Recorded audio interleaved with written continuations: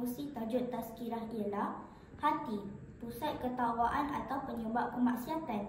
Rasulullah SAW bersabda, "Ketahuilah bahawa dalam jasad ada segumpal daging. Jika ia baik, maka baiklah seluruh jasadnya.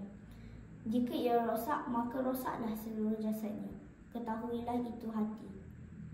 Bukhari dan Muslim. Hati adalah pusat kepada segala perbuatan kita. Jika kita bersih, lisan dan perbuatan kita juga akan baik.